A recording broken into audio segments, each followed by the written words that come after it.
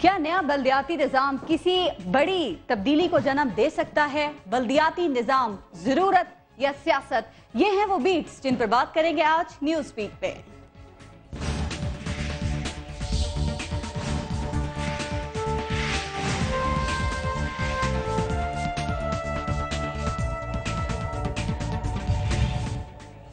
Welcome to news beat, मैं हूं पारस खुर्शीद।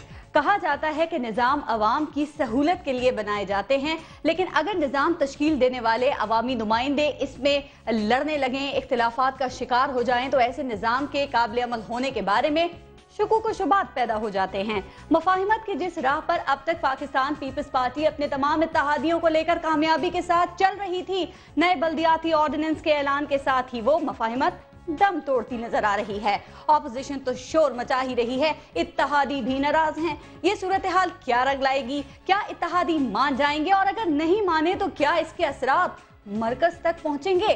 क्या मुखालफत का जो तूफान खड़ा है वो वक्त के साथ बैठ जाएगा, या कमिश्नरी और मकामी हुकूमतों के निज़ाम की आंख मचोली चलती रहेगी? इसी हवाले से प्रोग्राम में आज हम बात करेंगे, और हमें ज्वाइन किया है पाकिस्तान पीपल्स पार्टी से शर्जील इनाम मेमन ने, डॉक्टर कादिर मक्सी साहब सिंध तरक्की पसंद पार्टी के रहनुमा हैं। इसके साथ साथ हमें ज्वाइन किया है राना गुल आफरीदी साहब ने, टेलीफोन लाइन पे ANP के रहनुमा हैं, और सरदार नादिर लगारी साहब PTI के रहनुमा हमारे साथ प्रोग्राम में मौजूद हैं। अस्सलाम वालेकुम। सबसे पहले शर्जील इनाम मेमन साहब, मैं आपसे शुरू करूंगी।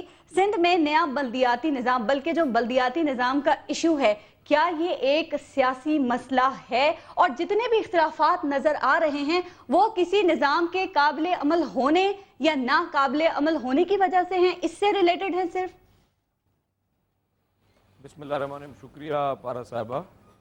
पहली बात ये कि जो नया निज़ाम आया है इसमें ये इसको सारी चीज़ों को मद्देनज़र रखते हुए और पुराने जितने भी निज़ाम इससे पहले आ चुके हैं उन सब को पढ़कर और उनके तमाम जितने निज़ाम थे उनके एक एक शिक पे डिबेट करके डिस्कस करके इसको जो है वो ऑर्डिनेंस आया है। और इसमें जो अवामी भलाई को सबसे पहले मद्देनज़र रखा गया है कि लोगों को जो है वो इंसाफ किस तरह मुहैया किया जाए। और सबसे बड़ी बात, क्योंकि Pakistan peoples party major share holder है सिंध में, तो जो पीपल्स पार्टी का मंशूर था 2008 का, उस मंशूर को भी हमने मद्देनज़र रखते हुए इस निज़ाम को हम लोग लेकर आए हैं। और मैं समझता हूँ ठीक है शर्जील इनाम मेमन साहब, आप कह रहे हैं इतनी सारी चीजों को मद्देनजर, मैं दोबारा आपकी तरफ आऊंगी कि इतनी तमाम चीजों को मद्देनजर रखते हुए आप ये निज़ाम लेकर आए हैं, लेकिन आपके इत्तेहादी आपसे इसमें नाराज हैं। ANP से राना गुल आफरीदी साहब मौजूद है। राना गुल आफरीदी साहब, मुझे ये बताइएगा कि क्या अब तक जो मौक़िफ़ था आप अपने उस मौक़िफ़ पर कायम हैं? क्योंकि आपकी जितनी भी टॉप लीडरशिप है उनसे बात हुई है, उन्होंने तो कह दिया हम इस मामले में बात नहीं करेंगे, ये सूबाई मसला है, हमारे किसी सूबाई बंदे से आप बात करें। क्या मौक़िफ़ पे कायम हैं आप? क्योंकि आज हमारे साथ जो ANP के रहनुमा हैं शाहिद सैयद साहब, उन्होंने कमिट किया था प्रोग्राम में आएंगे, फिर पता चला अचानक वो दुबई चले गए अभी थोड़ी देर पहले। बिस्मिल्लाहिर्रहमानिर्रहीम। बिल्कुल मुहतरमा, हम अपने मौके पर दो राय नहीं हो सकती।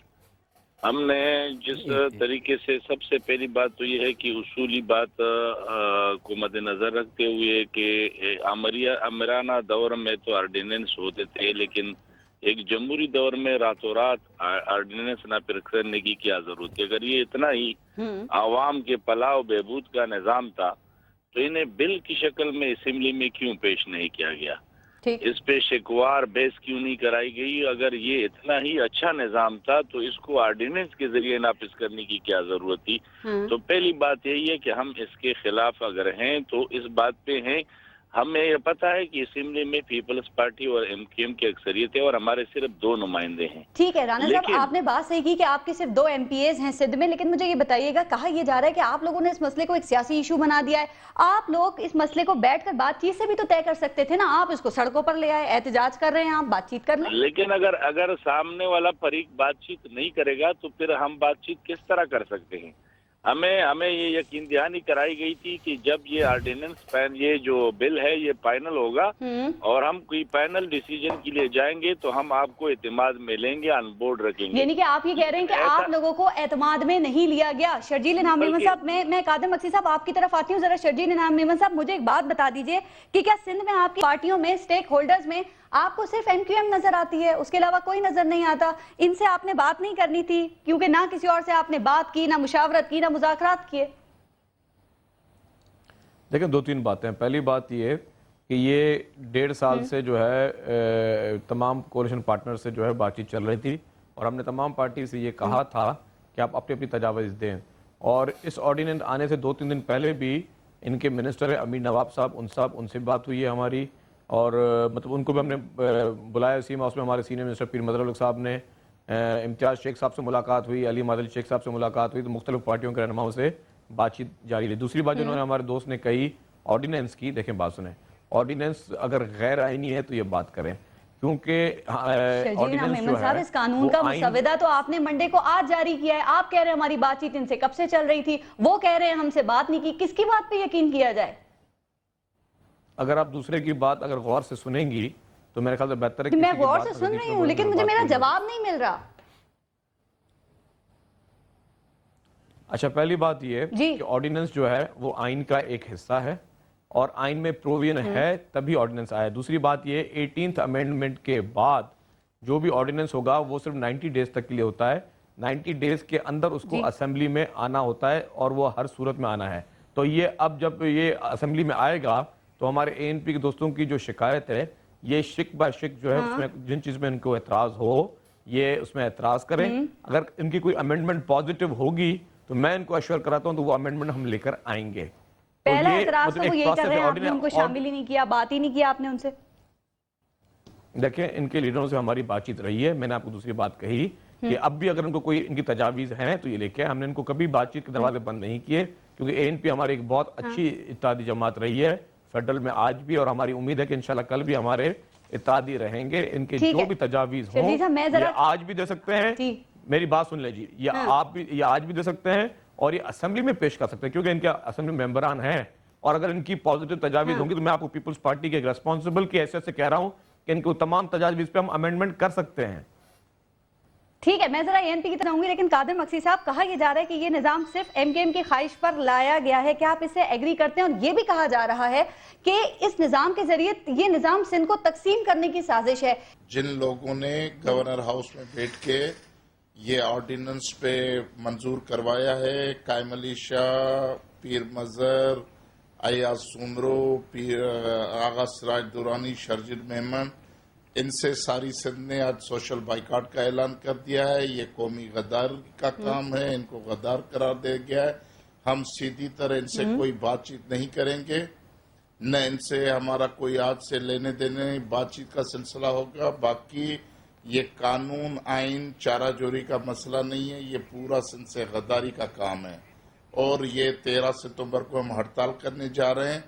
اس کے بعد جب یہ اسمبلی میں لائیں گے، سندھ کا بچہ ان کو بتا دے گا کہ یہ کوئی سیاست کا مسئلہ نہیں ہے، یہ بندر بانٹ کا مسئلہ نہیں ہے، یہ ہمارے وطن کی ہزاروں سالوں کی تاریخ تحفظ کا مسئلہ ہے.